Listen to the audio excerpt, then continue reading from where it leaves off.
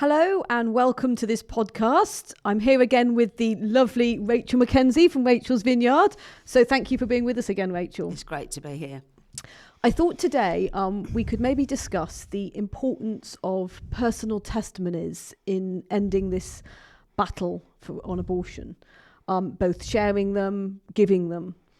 I know we've recently just had the March for Life in London, and there was a lot of personal testimonies shared there. We had an ex-abortionist share his story, who's now involved in the pro-life movement. We had a post-abortive dad give a very powerful testimony, as well as a woman who had been an abortion survivor herself and lost her twin through abortion. So 3 very different but really powerful testimonies. And I think testimonies play such a hugely important part in this battle. So I think it's worth just maybe giving a little bit of time today to looking at that, how and why. And I thought you'd be a good person to talk to. I know you've shared your personal testimony both in this country and abroad many, many times. And I wanted to start just by asking a simple why. What prompted you? And is that what still commits you to doing that? Yeah, so... And it really has changed. You're right, what started and the reason now is very different. So when I was first asked to give my testimony, I'd already made a promise to God that whenever I was asked to do something in the pro-life world, that I would say yes. In fact, my very first confession, the priest asked me to, as part of my sort of healing journey, to join any pro-life group, anything that was going. So I knew I had to say yes. But today, because I think everything's got a season, today it's a very different reason. And I think today it's my way of being a good mum. It's actually the only way I can be a mum with my children in heaven. And it's the only time that I really get to say Jude and Paul's name and and just to honour them. And I think by, me doing that and testifying on what happened to me and my journey, I think it helps others to have hope as well. And there's a lot of reasons why sharing a testimony can be so powerful, and maybe just if we can just together maybe look at those, what they might be. I know for me, one of the things it really has helped to do is to really form my own heart. I think it's really helped me to have more and more compassion for those who have been affected by abortion. I know listening to your story and many others like you, I've really helped to understand the backstory of abortion, which is something maybe I didn't realise to start with. This must be something that you hear time and time again through your work with Rachel's Vineyard. And I do. I hear it time and time again, but it still forms my heart and, gently moulds my heart all the time. And you think after all the hundreds of women and men I've heard, you might become hardened to it, but it doesn't. It actually softens your heart all the time. I know for myself, when I went on Rachel's Vineyard, I didn't even know that my backstory would affect abortion and my abortion decision. And so hearing the others, absolutely, it changes my heart. And it inspires me as well. It inspires me because when I hear these stories of horror, you think, well, where's the inspiration? It's when you get to hear the healing journey. And also, let's be honest, there's personal testimonies of people who maybe considered abortion as well, isn't there? I mean, I've heard a lady I can think of, Amrita, who shared her story of how she actually took the first abortion pill and then managed to get the abortion reversal. That can also be, something that really inspires you to think, I could actually make that difference if I'm out there maybe reaching out to women in different ways. Exactly, and that we do make a difference. These stories, thinking of my own and thinking of other people. I know people that have contacted me and said, I chose life because I saw what it did to other people on the videos, or I heard somebody else's testimony. So absolutely, we need to have these stories out there.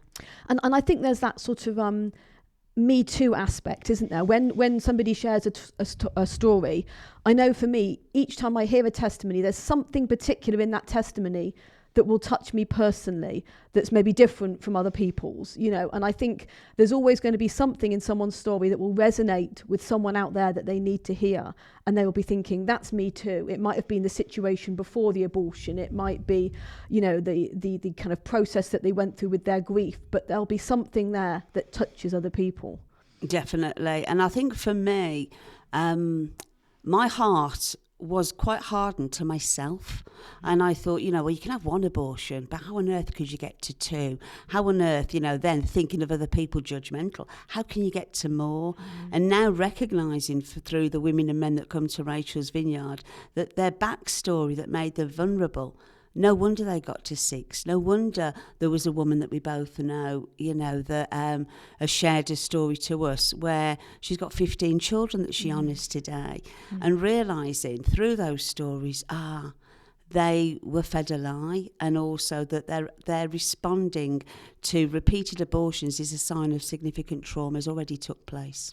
Yeah, that understanding has definitely been something that I've been helped with through listening to testimonies, like you say, particularly with understanding multiple abortions, and helping me to see that if women don't get healing from an abortion, it will happen again, and not just once, but like you say, again and again and again. Absolutely. Because their circumstances aren't changing, because their self-worth is so low. And I know you've shared that before. That was certainly a factor in your second abortion, wasn't it? Definitely. The first abortion, I knew I was going to hell. So the second one, in my head, was, well, I can't go to hell twice. So I was believing that lies. And when people know my backstory, and it's not an excuse, so we say this is not an excuse. I own my own blame pie in this, but I was extremely vulnerable. We've talked before about women that have shared their story of rape.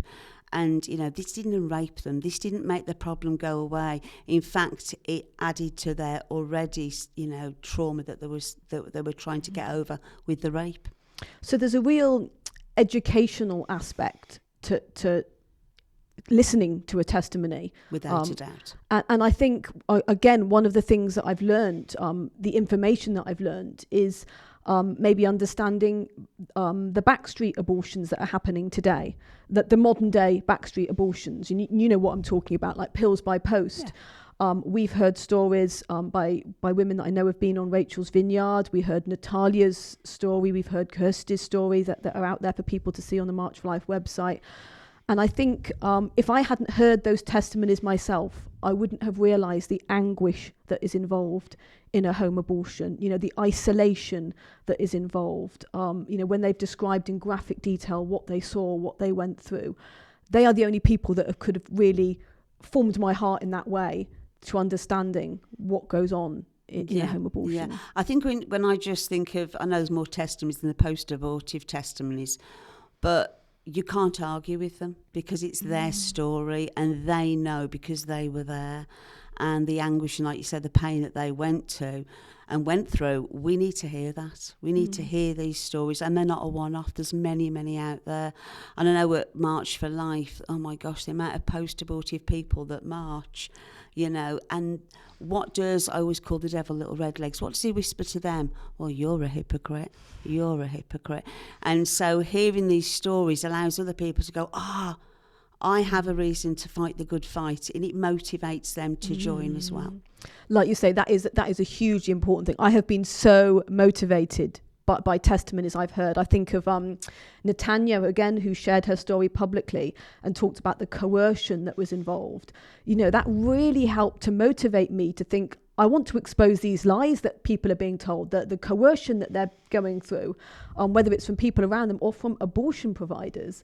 And of course, to help expose the truth as well. Like we know that healing is there for them and that they can go through that and come out the other side if they're helped through organisations like your own. Exactly. And I think also on that note of healing, I think before people, especially post-abortive stories, before they actually tell the world their story, I think they need to get the healing first. And, I can't thank you enough, Isabel and Ben, as March for Life. When people want to tell their story to you, you always ask, have you had any healing? And that's so important. We can't throw these women and men under buses. Healing comes first. And then they're strong enough for some of them then to share their story. Let's look at that then, Rachel, because like you say, sharing a story can be so important for other people to hear. What's it like for someone on the other side? Is it good and is it helpful for the person sharing the story? You've just given us one example of what we have to think about when someone's sharing a story, that they're in the right place. Yeah. Any other pointers? I think they, besides the healing, I think they need to be in the right place with their faith, because we are in a battle. It is a spiritual battle, and we are going to be spiritually attacked for doing it. So we need to up our prayer life, our faith, and know that we're doing God's work in this as well. And the fruits of this, not only, because God won't be outdone in generosity, not only for the people who are going to listen to your story, but God empowers you through telling your story, and you get to be the mom or dad you should have always been. And you can protect your children by protecting other people's children. I can't bring Jude and Paul back, but I can give other people hope that will allow them to make the right choice with life. I know so many people who have said that they felt they've got their voice back again through sharing their testimony. People who maybe actually lost their voice through their abortion, like, we're saying people who were coerced and felt that they didn't have a voice, or maybe men who felt that their voice didn't matter and that nobody wanted to hear it. But through sharing their story, like you said, there's that sense of empowerment, isn't there? Definitely. And if being at March for Life and listening to Anne Hill, and journeying with him for so long, and knowing his backstory, which he allows me to talk about, he actually lost his voice before his abortion, or before he even got with his girlfriend. So he lost his voice, and you think, oh my gosh, March for Life, there's all these pro-abort shouting. But even that was sort of ordained, bizarrely, because he was on the stage, and right at the end when he shouts, this is not healthcare, abortion isn't healthcare. And he went off the stage, and I was there to greet him, and he just punched the air, and he went, got my voice back, and that was my highlight of March for Life, seeing that healing going on. He wouldn't have got that further healing if he hadn't have told his testimony and got on that stage. And let's be honest, that can take a lot of courage to step out and do that. Yeah. And like you say, it can take a lot of preparation. So clearly Anne Hill had a lot of healing to start with, because I know also it can...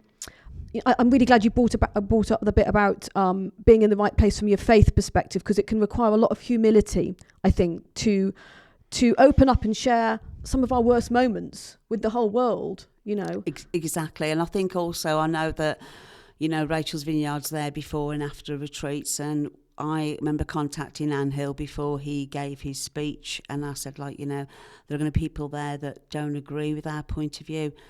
Don't look at them, don't engage with them, and that is so important, that if we're willing to share our story, that we do it with humility. Don't look at social media. Don't look at the anger and the venom that might come out. And if you were too tempted to look at it, don't respond. Don't, because your silence speaks volumes. That's not a time to get your voice out there. It's a time to be humble and allow other people to maybe step in. Yes, I think that's a really important point too, and I know that's something that I always share with people if they're sharing their testimony through us, that if it goes out on social media, either don't look at it at all, like you say, or don't engage with any unpleasant comments, certainly not in a public forum, because that's just not helpful for anyone.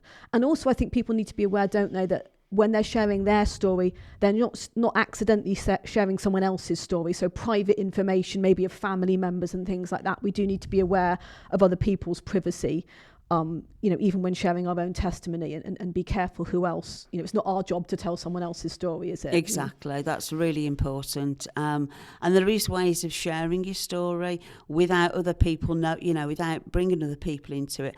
I know also that people have shared their story where it's not safe for, to actually identify who they are. And so when they are blacked out on your videos, it's not because they're full of shame, it's because it's not a safe place. And for me, the ones that are blacked out have been so powerful, because I know who they are, but the world, that could be them, it could be their sister, their mother. So it works in such a powerful way, even being blacked out. Yeah. And actually just, this is something that's just come to me as you're speaking, recognising how important these testimonies are. I've just thought of a really good example. I remember when the abortion referendum went through in Ireland, and so many people sadly voted for abortion, and hence the fact that the law there changed. People were asked afterwards in a survey that was done, why did you vote that way? And I remember so many people saying they voted for abortion because of personal testimonies that they had heard. So I think we can't underestimate how big an impact these personal testimonies can have. And that's why I just think it's so important just to maybe just dedicate these few minutes that we've got together, really, just to helping people to realise you can actually help form someone's opinion. You can actually really affect the way they see this issue. Because we know the truth in our heads, but it's often our hearts that don't really understand it. Yes, we know life begins at conception, but we don't understand how damaging it can be to end that life prematurely and intentionally. Yeah, and I think also that when I think of the abortionists, their part that they played in it, and I know for some pro-lifers, not all, they're like really passionately so angry about the abortionist. But one of my heroes is actually Dr. Levatino from America, and I know his backstory, and I was really blessed to share my testimony, and he was in the audience, and he came up to me afterwards, and we went out for dinner. And during that dinner, I said to him, how did you move forward? How did you get over what you were part of? And he just looked at me, I'll never forget it, and he said, who told you I got over it? Mm-hmm. And I know he's got a backstory and the reasons which might seem crazy to some people, but I can understand what led them there. And I think we need to stop pointing the finger at the abortionists and realise they're believing the same lies, and they're for the grace of God. Go I. Like you say, this is all part of the importance of understanding the backstory. Everybody has a backstory, which doesn't justify the wrong decisions that people make, but it helps us understand, because like you say, we all made bad decisions. And I know certainly from myself, I've spoken to countless people who are still working in the abortion industry. And some of them, I can see the pressure that they're under. I remember speaking to a man whose sister his wife and his mother both worked in the same abortion centre that he was in. And he said, I want to leave, but if I do, it's going to break my family apart. And you could see he was finding it so hard. And, whilst I do think the right decision would be to leave, I could see the pressure that he was under, and the difficulties that were there for him. So I think we do have to try and understand other people. Like I said, it doesn't mean we justify the terrible decisions people can make. But I think all these stories can really help form our hearts, motivate us, inform us, and really help expose both the lies of the abortion industry and the truth about life itself.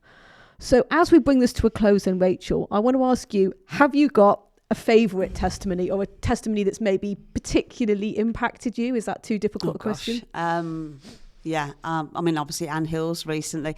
This changes again, but I think recently for me, when you're in this battle for so long, sometimes you think, do I make a difference? And I remember I did a video in Parliament Square, and I was really tired. I think, the video was, I'm tired. I'm tired of seeing women tell me the story over and over and again. And I didn't want to do the video. I was exhausted, but I had to say yes. And when I got up there and I said, I'm tired of teaching women to breathe. And this woman rang me and she said, will you teach me to breathe? And she'd had multiple abortions. And I know one day she'll be sat here and you'll be interviewing her. Her backstory's horror. Her repeated abortions, there were 6 abortions, and she purposely got pregnant. This time she's going to keep it, but nothing changed. And in all that horror, to see her come to Rachel's Vineyard and see what God has done in her life, it's miraculous, and she came, and every time, she thought about her abortion, which all the while, all she ever saw was, dismembered babies in her head and blood. That's all she could say. And she left Rachel's Vineyard, and now when she thinks the abortions, all she ever sees is white light and they're in heaven. And to see that and be part of that, her testimony for me is like why I do this. What about you? Your testimony, Rachel. Well, yeah. I've heard your testimony so many times, Rachel, and every single time there's something different in it that touches me. And I think because I've heard it so many times, it has just impacted me on such a deep level, as I say, particularly with understanding the backstory of abortion. I think you've been just so open in sharing your story with so many people. that kind of humility that you've shown as well is something that, and I know I'm probably totally embarrassing you by saying this, but it is really impacted me on a profound level. So I can only just say thank you so much for the amount of times that you've been open and transparent enough to really share the deepest and darkest parts of your life, and also the beauty of the healing that you've had and what God's done in your life as well. So I just want to encourage anyone who is watching this and who's listening, firstly, to go to the March for Life website, look at our media page there. You'll see loads of different testimonies. So please make the time to watch these, to share these.